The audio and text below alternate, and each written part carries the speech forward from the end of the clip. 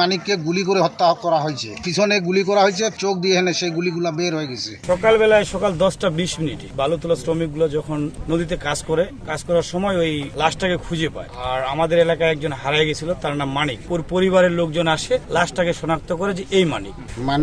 এই যে লাশটা আজকে নদীতে ভাসে আসলো, দেখলাম শনাক্ত করুন। পরিবার আসে এনে বললো যে এই মানিক, এনার নাম মানিক হোসেন। এনাকে 4 দিন থেকে খুঁজে পাওয়া যাচ্ছিল না। আজকে কি পাওয়া যাচ্ছে, যে খবর পাওয়া যাচ্ছে যে এরা ভারতে গেছিল, ভারতের বিএসএফ তাকে গুলি করে এখানে 4 দিন থেকে আটক করে রাখে, আজকে ভাষায় দেওয়া হয়েছে। আমার যতটুকু বাইদু ভাই শোনা যে ওখানে ভারতে আরো 3 জন ভারতে ধরা, এইটুক ভাবে সংবাদ আমি মানিকের খোঁজ নিতে গিয়ে এই সংবাদগুলো পেয়েছি। আমি মনে করতেছি এবং চাক্ষুষ দেখতেছি যে মানিককে গুলি করে হত্যা করা হয়েছে, কারণ গুলি ওনার পিছনে গুলি করা হয়েছে, সামনে দিয়ে চোখ দিয়ে এনে সেই গুলিগুলা বের হয়ে গেছে।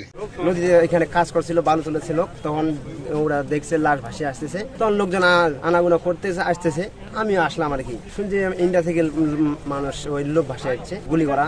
আমাদের এই নদীর দিকে একটা লাশ ভাসতেছে, এই লাশটা নাকি বর্ডার ক্রস হয়ে গুলি করছে, বর্ডার ভারত থেকে পুলিশগুলো এগুলো ভাসে আছে। মোহাম্মদ মানিক, এর পিতার হচ্ছে মোহাম্মদ তৈবুর রহমান, গ্রাম হচ্ছে ডাঙ্গাপাড়া। তাকে আজকে লোক বারবার খবর পাওয়ার পরে আমরা এখানে এসেছি, আমার টিম আসছে, তা এই পানিতে ভাসতেছি। তা দেখা গেল তার পিছনে সে গুলি খেয়েছে।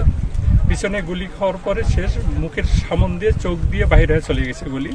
এটা একদম ক্লিয়ার যে সে গান শুটিং হয়েছে, ক্লিয়ার বোঝা যাচ্ছে। আমরা ইনকোয়ারি তৈরি করতেছি এবং পোস্টমর্টম করবো, করার পরে বিধি মোতাবেক আমরা আইনগত ব্যবস্থা নেব।